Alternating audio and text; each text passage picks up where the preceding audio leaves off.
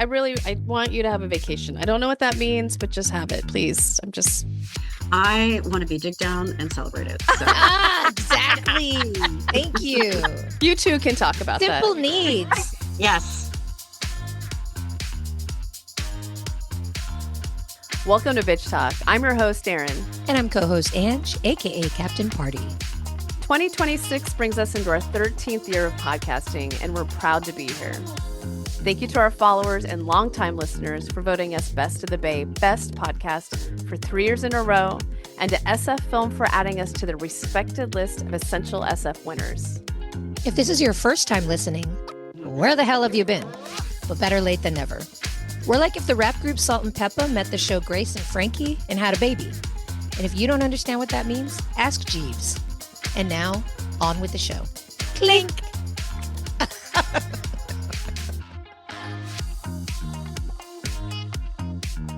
Hey, Bitch Talkers, this has been a very long time coming, but also timing is everything.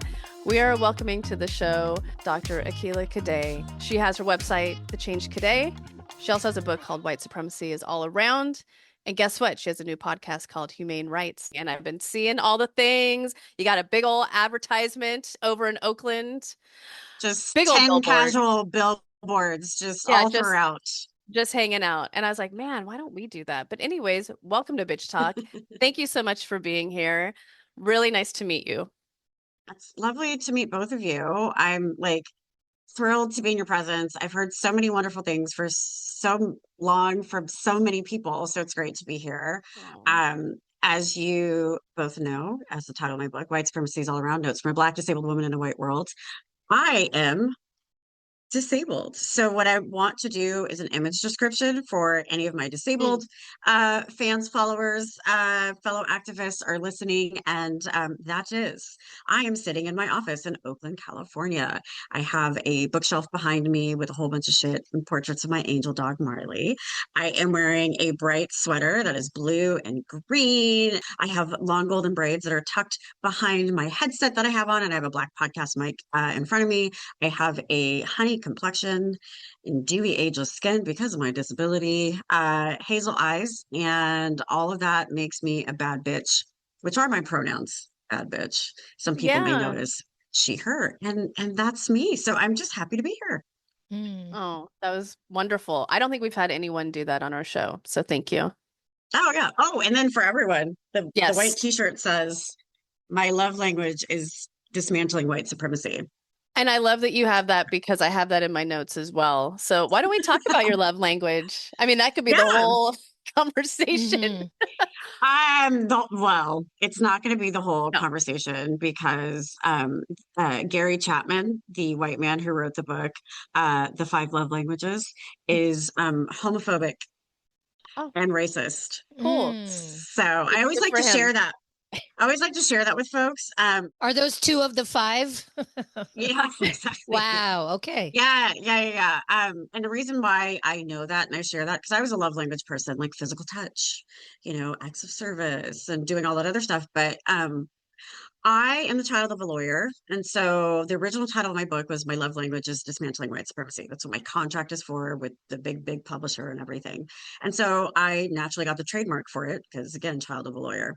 I made it all the way to the conditional use approval, meaning I had conditional use to use this. And his lawyers came for me in a big way. So I learned that he has this legal team that's very litigious. Anyone that has love language and any other title, my love language is realty, my love language is coffee or whatever, he shuts them down, he intimidates them. And so what I did was use this doctorate and did a little research. He is a pastor, religious person or whatever. And all the information on their website is how to ungay your child, how to not undo a trans child. And basically like the messages with love language, it's between a heterosexual, cisgender, non-disabled white really guy and same for like a woman.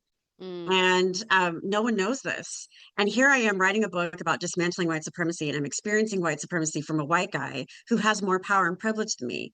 If I had endless funds, I could have fought it in trademark court. It's a legal process to go through, but I didn't have the 15,000 or the hundreds of thousands of dollars to put towards that. And so I had to change my book title last minute to White Supremacy is All Around. And that's a play on Love Actually, because love actually is all around. Yeah. And so is white supremacy, right? And so I always do whatever I can to let the world know that Gary Chapman is homophobic and transphobic. Racist, probably. It's harder to prove that, but he's definitely that. So you want to think about how you show love to someone. All these shirts are on sale, $27. Get them, because I've been sued and I can no longer sell these shirts.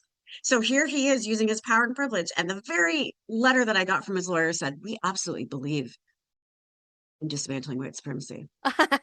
But shut your shit down. Right. And it both can't be true, you know? And so it's not, dismantling white supremacy isn't my love language. It's my purpose. It's my calling. It's what I dismantle. It's how I show up every day, because I don't have the choice to not, because I'm a Black person, I'm a woman, and I'm disabled. So I get all of them. And what I like to call one of my favorite, and this is actually very appropriate, one of my favorite comments on social media that I get from racist folks is disabled monkey bitch. See, it's inclusive, right? Monkey is for being Black, bitch is for being woman, and disabled is what I am. And I say it as if it's a harmful thing, but I'm like, wow, you actually know what intersectionality means. So how are you using that in a way to dismantle white supremacy? Exactly. All right. Exactly. Well, I already need a drink, so is this tea? I don't know. Who knows what's in this? Yeah, we need to spike. We need to spike all the. Yeah, there's a. Maybe I already there's started. a base. I don't know. All cheers, the beverages. Cheers. Yeah. Honestly, cheers. Yes. But I do want to say, one, that it's just so exciting to finally talk to you. There's like a million things running through my head that I would love to talk about, but can we start with just being from the Bay, loving Oakland, and sort of how that helps with our activism and with our community in general? 100%. So I'm from Sacramento, California. Sacramento is not the Bay. I want to make it very clear. I grew up by a fucking river. I grew up by two rivers. I didn't grow up by the Delta. I didn't grow up by the Bay. So don't say it is the Bay. Don't talk shit about Sacramento. Don't do any of those things. But I left Sacramento when I was 17. I've been here for 25 years, going on my 26th year. I've been here longer than I have in my own hometown. I claim Oakland all day, every day. My business is in Oakland. I own a home in Oakland. I ride or die for Oakland. I own 3 sports teams, soccer teams in Oakland. We'll get there. So I'm all about Oakland. Yeah. And so there's like this really kind of famous viral clip that pops up every once in a while, and it's about Tupac and how Oakland taught him the game, and how even though he's not from Oakland, he always would claim Oakland. And that's me. I claim Oakland all day, 10 toes down. So yay. But I think for me, when I had the opportunity to move to the Bay, I went to school in San Francisco and I moved to Oakland soon after that, because I was like, where's the diversity? And it's on the East Bay side. Yes, it is. And Oakland to me meant Raiders. I love the Raiders. Not anymore, they left. Betrayal. But I grew up, my childhood friend, still friends to this day, her dad was a Super Bowl Raiders fan. So here I am, like, doing dress up with his Super Bowl ring. Which was really fun. And so I'm like, oh, made it. Raiders. Oakland is the home of the Black Panthers. I grew up with the story of knowing how important the Black Panthers were, because my grandfather's shoe shop in Sacramento, California was on the bottom, and on the top was the Sacramento office for the Black Panthers. Wow. My mom made daishikis for the Black Panthers that were sold at that store. And my mom is on the COINTELPRO list. And so I knew Oakland was the place for me to be. This is where I can be authentically myself. And that's how it taps back into my activism. Right? Because in Oakland, we care about diversity, we care about storytelling, we care about art, we care about creatives, we care about activism, we care about sports, and we've done so, and entertainment. Yep. MC Hammer. Oaktown 357, you know, and In Vogue, that was Tony, Tony, in Vogue. Tony, all of Oh my it. You God, got her all of started. it. You got Don't get Ann me started. Yeah, don't. Raphael Sadiq, I love me some Ray Ray. Wait, Sinners. you want a Yeah. you want a fun fact? Yes. One of my absolute favorite songs in the entire world by our now late and great D'Angelo, Yes. Lady, was recorded in Sacramento, California. And a lot of people don't realize a lot of that album was recorded in Sacramento, California, because Raphael Sadiq, and we would call him Ray Ray in Sacramento, had a studio there, like Pookie Labs. And so that's where this prolific album is. And that's one of the best songs of all time because you get the keys of D'Angelo, and then you get the chords of Raphael Sadiq playing that bass. It is one of the best songs in the entire world.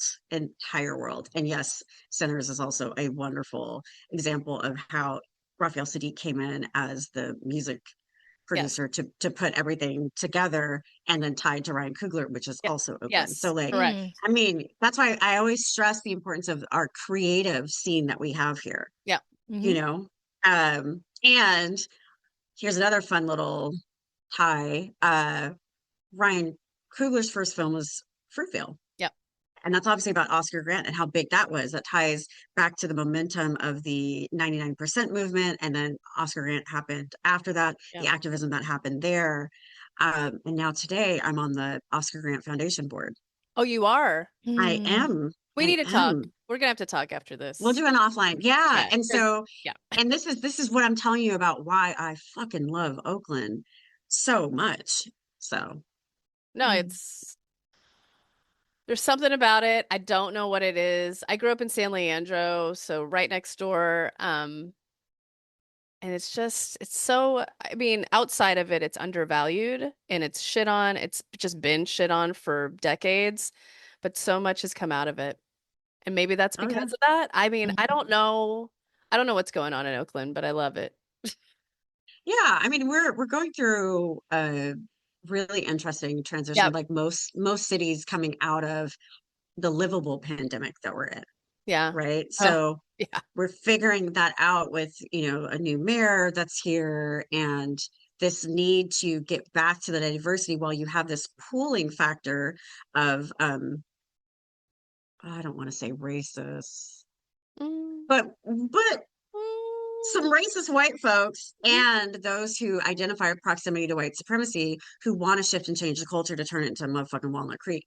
No shade to Walnut Creek, but we're not Walnut Creek. No. We're not. Go, it's fine. But that's not who we are. Like right now, this week, we're seeing a reemergence of Black Panther power in Philadelphia. So I don't know if you've seen that clip, and it's going to change the conversation. People don't realize the reason why there's carry laws is because of Black Panthers.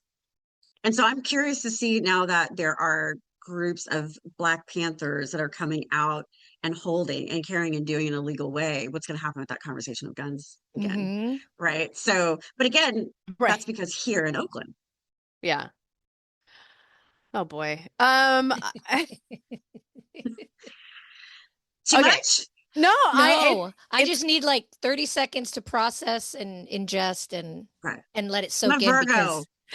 Yeah, no, so all the things but I'm happen. a Virgo. That's Oakland too. Oh, right. But I'm a Virgo. Jeez. That is all. Yes. I mean, wow. It's all Oakland. I don't know what to do here. Okay, it's fine. It's totally fine. I do want to talk about your podcast because you just launched it.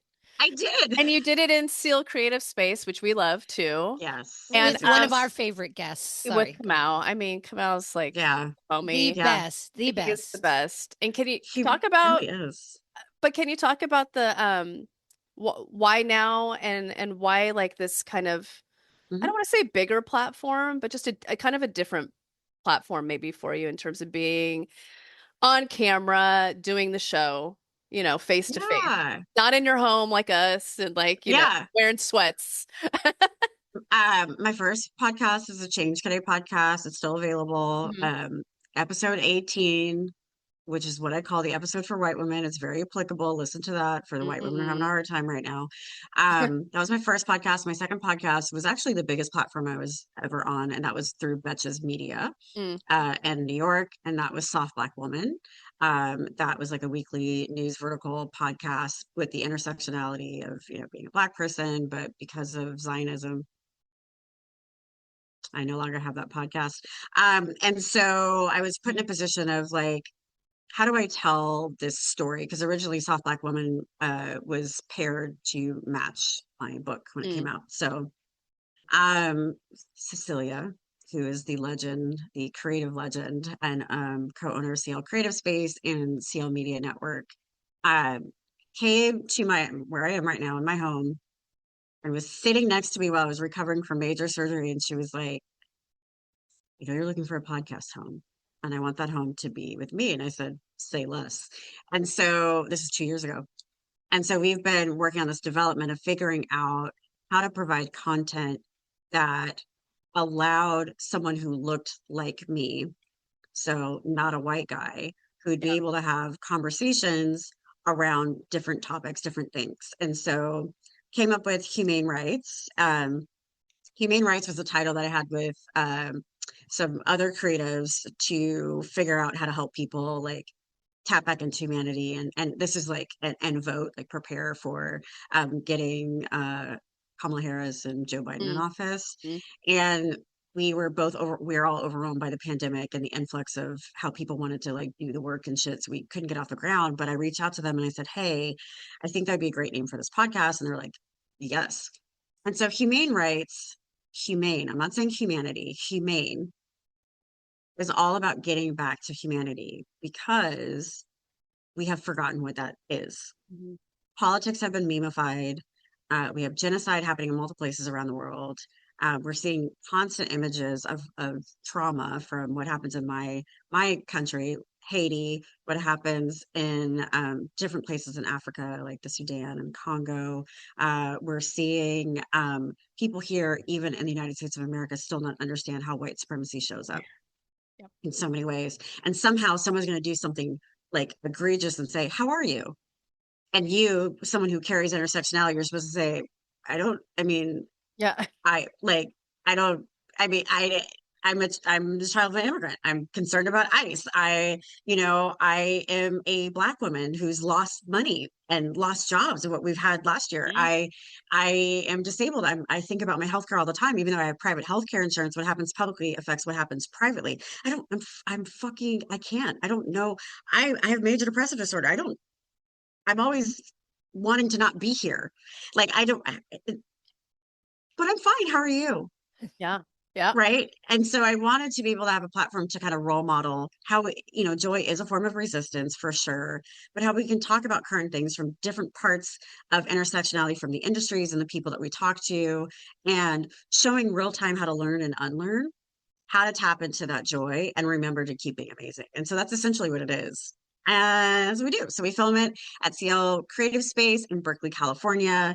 We have a whole studio that's there. We have an inclusive show, meaning you can watch it if you want to see my cute ass face and my outfits, which are great. Yes. We always have captions that are available. We have transcripts for those who need to put a transcript and to be able to have it transcribed to Braille. So for a deaf blind audience, it's on audio. So when you're taking a walk or in your car, we have all the ways in which you can tune in to get back to humanity. And so that's that. First guest was Kamau Bell. That dropped last week. We have a new episode with Michelle Mi Jung Kim, the author of The Wake Up, and an incredible activist all around and leader in the AAPI community that comes out next week. And so, yeah. Love it. Thank you. We need more of these types of shows out there in the world. So thank you. I'm just trying to get the awards like y'all. No, you know what? We need to do. No, we don't need to do it because it doesn't matter. But man, those Golden Globe podcasting awards. I mean, what in the actual fuck? Sorry, that is my like. Yeah. How? Yeah, I have a lot. Yeah, there's a lot of follow-up questions. But anyways, I don't want to derail. I don't want to derail. But now that here we are, last one. It was like a performative award. It was weird. Yeah, anyways, hey, really important celebrity. You were taking a break from the big screen. let's give you another award. And also everyone else that was in that category. I'm like, really? Yes. These are the These are the movers and ones. the Yeah. shakers. These are the okay. Not NPR. That's how to. Look, and I'm Yes. like, Fresh air. NPR, I don't even know what that was. And also I give props to NPR, but I don't understand any of it. It's fine. Keep it So moving. Go ahead, Ian. back to you. Back to you. Which is what this is about. You are such a multi hyphenate. I would Yes. love for you to talk about all the incredible things that you do, and maybe you can help inspire those of us who have a lot of interest and want to do a lot of things. How do you balance your time between all of these incredible things that you do? How do you find the time for them and do it in a healthy way? So to answer your question, I have to say two things. Beyonce and I are 363 days apart. So if you understand Beyonce, you're going to understand me. So, Beyonce credits is a real thing, and that is my life. There's that. Also, I don't believe in balance. I don't have the privilege of balance as a disabled person. I believe in harmony. So I go where the reciprocity makes sense. And so I will push my body through things that I shouldn't push my body through, but it feels really good, and so that allows me to do all the things. So in short, hi, my name is Dr. Akilah Cadet. I am a founder and CEO of Change Cadet, a creative organizational development consulting firm. We do creative crisis management and strategy. I'm a producer, executive producer, and director of documentaries. I am an author of the book that I'm going to keep saying all over and over again. And if you have any white guilt, Black History Month is coming up, and so is Women's History Month. So go ahead and buy this. And if you like my voice, I did the audiobook as well. So I'm the author of White Supremacy All Around. I'm a sensitivity editor, so I edit books. I am a stylist, so I style myself always. I don't wear clothes, I style myself every day. But I style other people as well. I'm one of the co-owners of the Oakland Roots and Soul men's and women's soccer teams. We are going into our second season playing in the Coliseum. Where the Yes. Raiders and the And the A's A's. left, and we are not leaving, and where we are. Yeah, and I'm a podcast host of humane rights. So that's me in a nutshell. But Virgo is the more important thing. I can do lots of things. Oh, I'm a designer. I keep forgetting I'm a designer. Yes. So I design clothes. I last year had a capsule collection with San Francisco Giants, which was really, really fun. And I have more pieces in different spaces and places that are coming out this year as well. So that's me. Do I like long walks on the beach? I do. I am also single and hate dating apps. So I have to let everyone know that I'm single. If you are single, not married, because you have to say that nowadays, slide in my DMs, take me on a date. As long as you're not intimidated and your penis doesn't shrivel up with all the things I just listened, we are compatible. And I have the affliction of only liking men, and it's so hard. Oh, A lot of men are trash. Yeah. Correct. You're not on the spectrum a little bit. That's your cross to bear, Akilah. No, and I'm like in therapy about it. I'm like, but why? Why can't I be like a lesbian? And then my therapist is like, because you're born this way. You're not born this way. I was born a vegetarian, right? Not a lesbian. love women though. I do, but there's something about a man, and I'm just like, yeah. I feel that affliction also. I think I am a little bit spectrum, but I lean more towards, I'm married to a man, but it is. I'm sorry. Yeah, no, and I'm just kidding. No, I know. It's, he's lovely and I love him, but I'm also like, anyways, yeah. It gives me hope. It definitely gives me hope. Ponder. I don't lean either way, but I just find that men are just easier to get because they're just right there and you look and they just come. Women, you have to work a little harder. And I'm a little bit lazy. So I think maybe I just need to work a little harder. And at my age, they're already wifeyed up. I got to wait till they get divorced. So I'm waiting for the second round for women. Well, I'm first, second round divorce age. Yeah. Correct. So I'm like, did you healthy divorce? Right. And then also there's this new thing that I love, which is, men saying they're divorced, but they're really separated. And Yeah. those are two different things, right? Because Mhm. separation, there's rules to separation, and it's between the partner. But like, I don't like dating separated guys. I can date a divorcing guy or a newly divorced. That's like as close as I'll get. But like, they have to work on their shit. When you divorce, it means you have to hold yourself accountable. And if the man doesn't want to hold himself accountable or whoever in that relationship, then I don't just rush into another relationship and then be surprised when I'm asking you for accountability. Mhm. Like I just, that's a whole other podcast. Yeah. It's like, and what is that going to be called? It's topical though. We're talking about harmony. Like what brings you the harmony? Not that. Yeah. Yeah. Yeah. And then, like it's just going into harmony. Think about your favorite song, right? So let's go back to Lady. There Yes. is a bridge of the song, and it's just a musical bridge. And D'Angelo is just playing just his little soul out on his keys, like between a piano and an organ. And then Raphael is like, you know what? I'm gonna slap the bass right here. And that goes a little bit longer than what the chorus would be, right? Of different parts of the song. And so you have to think about your life about harmony. I'm going to sit in this pocket a little bit longer. And that's okay that I'm not, working out today, or that's okay I said no to hanging out with the friends, or Yeah. not going on the date thing, or that's okay that I actually worked later this night because I'm really excited to have this off my plate so I can be more present somewhere else.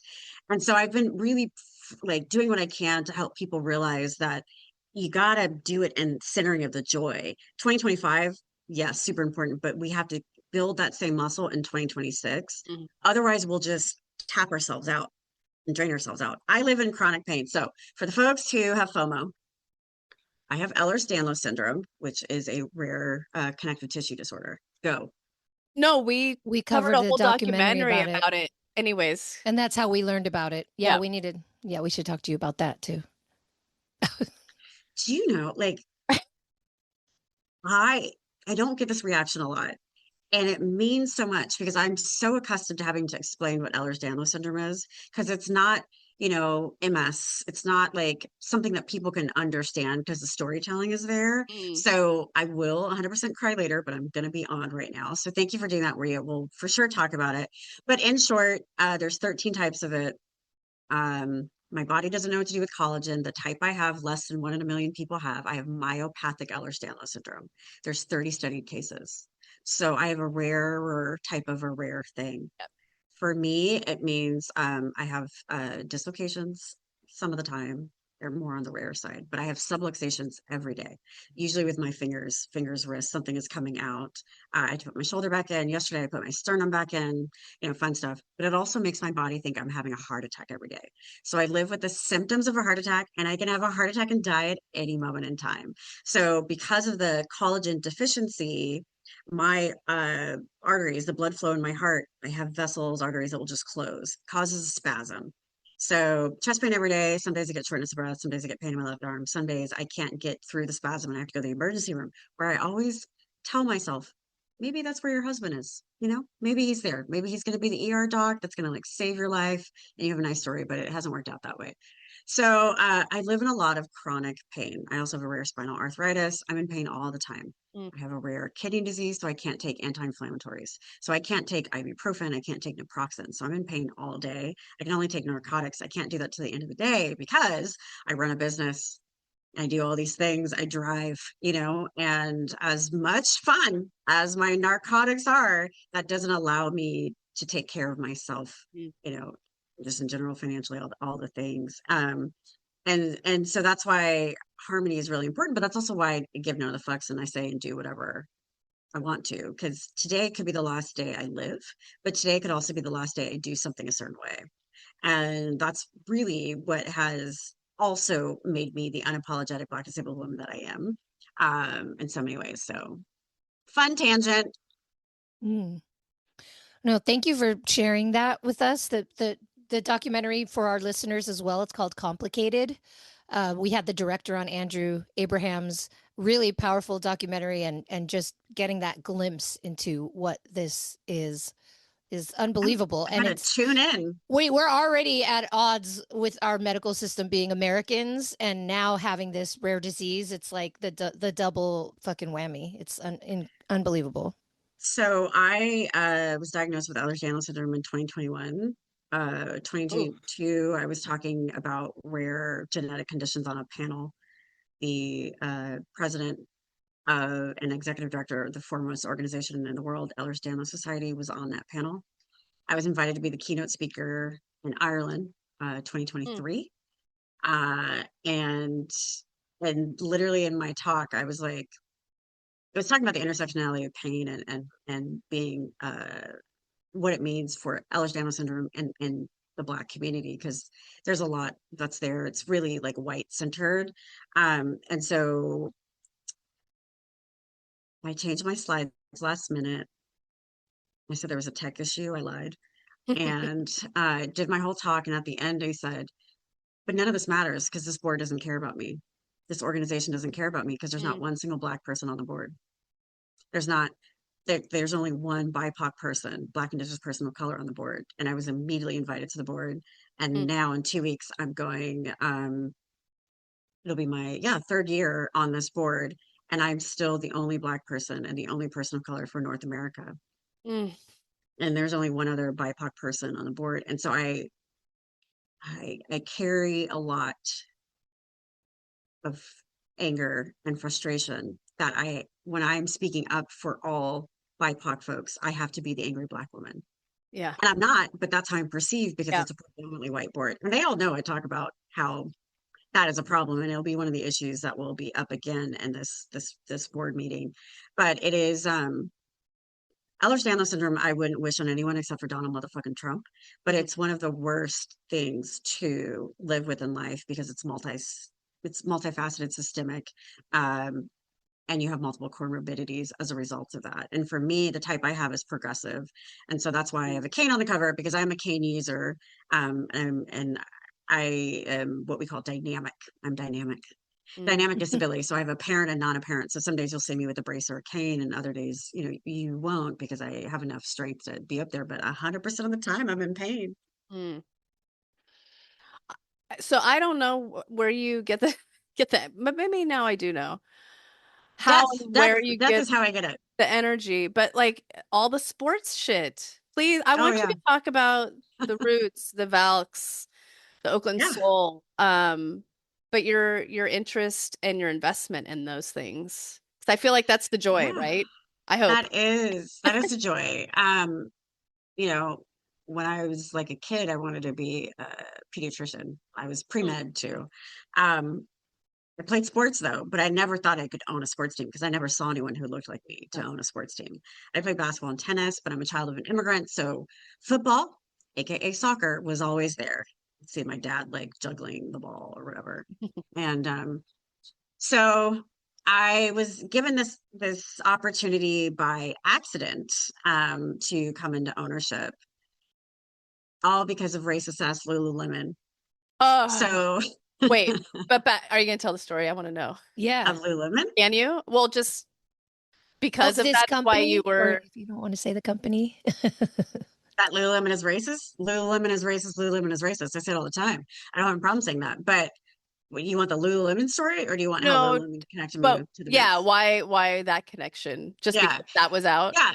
So one of the things I would do so Lululemon was my client for about 5 or 6 years, and one of the Oh. things I would do with them, I also was an ambassador at some point. I was what we call an idea ambassador, so inclusion, diversity, equity, accessibility, I think, or action. I can't remember their acronym, but I was towards the end of my time. I was an ambassador. I helped open the Oakland store.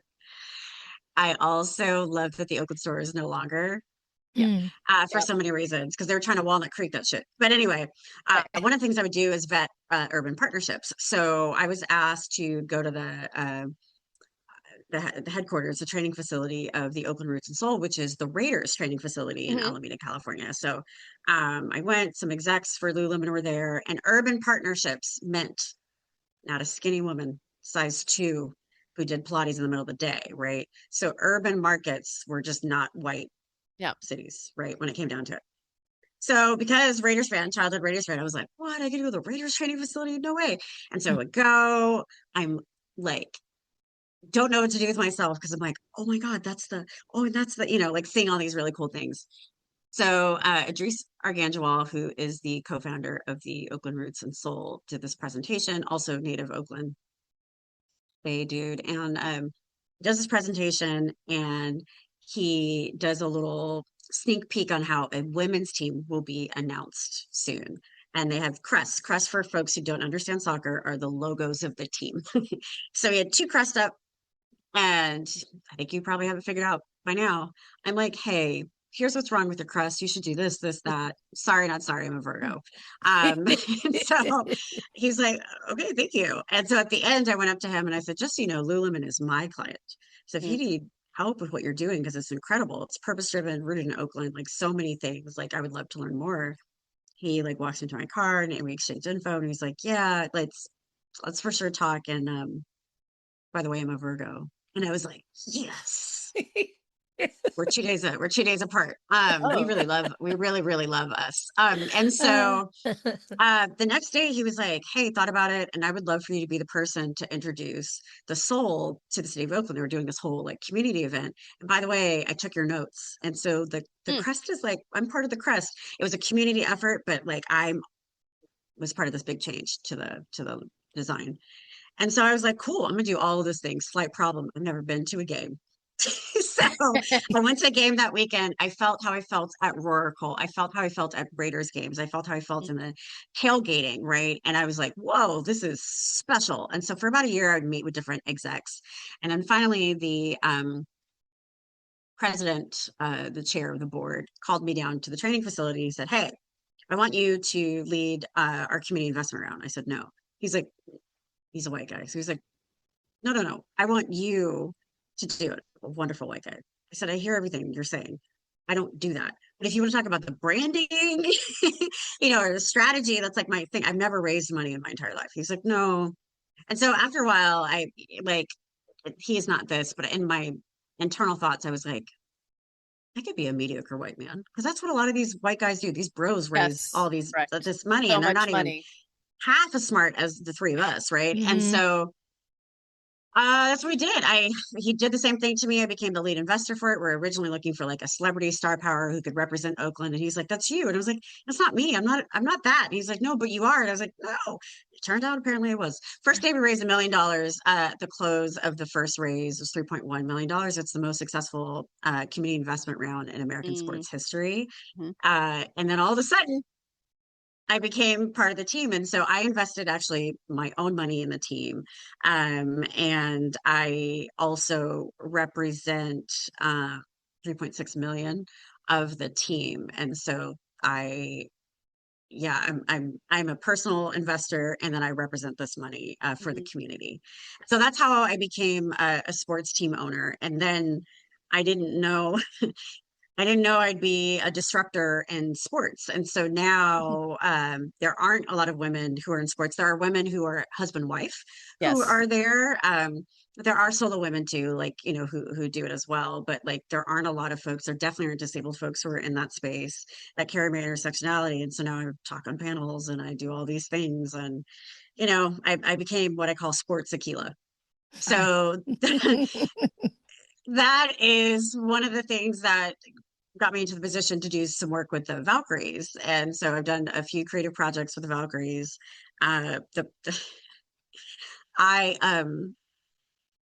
Basketball is my sport. And I had so many feelings because in Sacramento, California, we got one of the very first WNBA teams for the Monarchs. Right. And Ruthie Bolton, who's part of our championship team, is an investor in the Oakland Roots and Soul. And my mom wrote Ruthie Bolton's book. They wrote it together. And so I met her for the first time at a Roots game. And I was like, my mom? And she's like, your mom is dying. I was like, yes, which is great. And then I was like, I'm meeting an idol. But the Monarchs are purple. And then here I am in my other town, Oakland, in the Bay Area. And we have another purple team. It's Valkyries Violet. But, it was just nice. And I was like, how the fuck can I find a way to be part of the fabric of this team? Because I was 11, 12 when the WNBA happened. And now I'm an adult. I have skills to put into it. And I can proudly and confidently say that Jess Smith, the president of the Valkyries, said, thank you, Akilah, for all that you've done for the Valkyries and being part of our team. And I was like, no problem.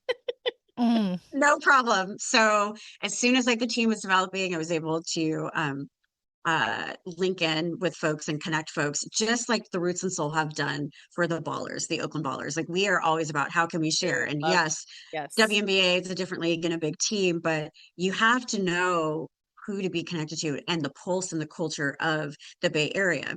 And particularly for the Valkyries, because the Sephora Performance Center is in Oakland, California. Right. It is here. And what the Valkyries will always say is that we do put Oakland first because it's our home. Yes, we play at Chase Center, but Oakland is our home too. And so the amount of community events I've been able to be part of, the creative project I've been able to be part of, and to really feel and see that ethos and go to Chase Center. I get in trouble all the time, but I still haven't been to a Warriors game. And the Golden State gets mad at me that I haven't done that yet. I will. Oh, it's a whole thing. But I've gone to multiple Valkyries game. I have season tickets to Valkyries. And that was the first time I was like, wow, this is what we had at the Warriors. Yeah. Diversity, the culture, the families, the LGBTQ plus community, the excitement, the genuine support, the sellout crowds, right? And yes, we had an epic season for the Valkyries. But regardless, people now know they have a place to belong and they're welcome into space. Yeah. The majority of the people who are season ticket holders there are not season ticket holders for the Warriors. Right. Because they want to feel what they used to have over here in Oakland, California. And so I hope I can continually contribute to that in this season that comes up as well. So that's Valkyries. And then the Giants was like a straight up fluke. They just asked me to find some designers for them. Interesting. And then they were like, actually, we thought about it. You're the designer. And I was like, what? And I will never forget, I drove across that bridge after a meeting over there. And I was like, I'm about to design something for this other, iconic Bay Area team. So that's how I got involved with the Giants. So Sports Akilah. There was one day I had to do a podcast interview, go to a Valkyries game, and then we had a Roots and Soul game in the same day. And on the way, when I was driving back, I saw the big screen from the Giants, and I was like, "See you next month," because I had to do my drop. Yeah. And so I'm everywhere. You are. Yeah. I think that's a sign that your harmony is working. You've got some kind of harmony going. Yeah, but I would also like a lot more money. So if anyone is looking for projects, because this impact for all of us, women of color have been drastically impacted since motherfucking Donald Trump has come into office. I call him Donald and Co. because you call someone by their first name, they have less respect, because they call women by their first name because they think you can't do the leadership role. It's a 2018 study. I wish I was kidding. And so Donald really fucked things up for all of us here. Whether you have a 9-to-5, a small business, from tariffs to the attack on DEI, we are having a hard time. I've laid my staff off a year and a half ago. So I have to do everything because I am struggling to find clients to do anything just because of how I exist. I do white people shit all the time. Creative is white people shit. You know what I mean? Strategy is white people shit. But because of this body I live in, people are like, well, maybe she's DEI. And I'm not, or now she's disposable. And I don't really have to think about having different consultants or strategists or an executive coach in this space or place. Right. And so I'm literally suffering. I'm like in a check to check, situation, but no one would know because I'm on 10 billboards. So clearly I'm fine. It's like, but those are things that happen. They don't pay the bills. Right. Right. Yep. And not having an assistant anymore has taken a toll on my body and disability, because I'm booking my flight and finding the business and scheduling the thing, and then also still being myself. And so we really need people in 2026 to understand that you still have to support women. You still have to support BIPOC. You still have to support disabled. You still have to support the LGBTQ plus industry, no matter what Donald and Co. is saying. Yeah. And we don't have the privilege to have a trust fund somewhere. We don't have the privilege of endless money in our bank accounts to float through and make it be okay. Like some white women who do strategy consulting and or DEI work, they're fine. Yeah. They're fine. Doing just fine. Ooh, on that note. Yeah. So this was just the tip of the iceberg. Obviously, Akilah, we need to have you on again and again and again. But it is time to wrap. Unfortunately, we end all of our episodes with a segment we call This Bitch. So this is your time to either throw shine or throw shade to a person, an entity, a thing, something that's bringing you joy, something that's pissing you off. Who is your this bitch in this moment? Well, I think I just did the shade Yeah. with Donald Trump. So we're going to talk about this bitch because my therapist would like me to praise myself and support myself and ask for help more. So this bitch needs your support. This bitch needs you to subscribe to Humane Rights Podcast and listen to it and share. This bitch needs you to buy her book. You know, it's right behind me, but just for folks who want to see it closer, White Supremacy is all around. Buy it. I don't care if you read it or not. Buy it. Talk about it.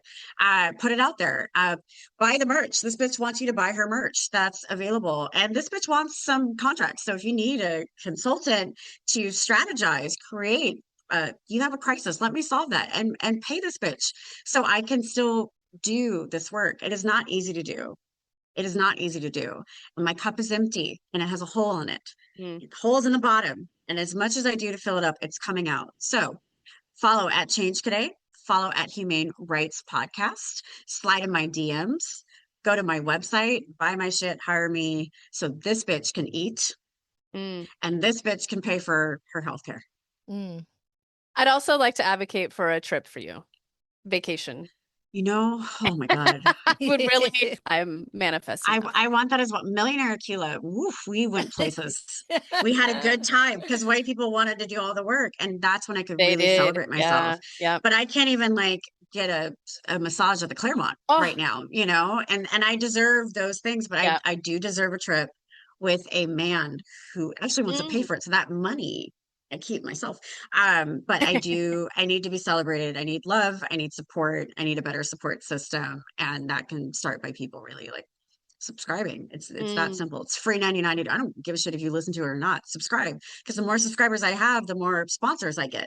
And the more sponsors I get, the more money I get. And it's free 99 to do. But also buy my shit. But yes. Right. Perfect. Wait, I have one thing for both of you. How are the two of you going to celebrate yourself today? Oh, I can tell you right now. And I have to make this happen. Today is Sade's birthday. I know. So, and I am manifesting for her to put out a world tour. Please, just please. The last one. And yes, go ahead. It's good. The last one was good. Yeah, like 2011, right? It's been a long time. Yeah. Oracle. Yeah, it's been a minute. So, there's a new to San Francisco brick and mortar restaurant called Al Pastor Papi. And they are doing free burrito if you have a Sade tattoo or a t-shirt. So shut up. I have my shirt that I wear a lot. It's like cracking basically because I wear it so much. So I'm going down there to get my free burrito with my Sade shirt on before I go to work. I love it. I want that for me too. Too bad. You need a shirt or a tattoo. Anyways. Pastor Papi, shout out to that place anyway. Yeah, absolutely. So that's what I'm trying to Angela. Thank you for asking. It's a beautiful sunny day in San Francisco. So I'm going to sit on my balcony and play the ukulele for a little bit after this. Yes. I love it. I'm gonna take an edible and watch something tonight. Yeah. Thank you. Yeah, I'm very excited. Date night with me. Wait, here we go. The best. Cheers, bitches. Thanks for joining us on today's show. You can find more information about this episode in our show notes. If you're missing us, you can visit us at bitchtalkpodcast.com to sign up for our newsletter and buy us a cup of coffee. Did you know we're also on the radio? You can find us at bff.fm. And lastly, rate and subscribe wherever you listen to podcasts. All the cool bitches are doing it.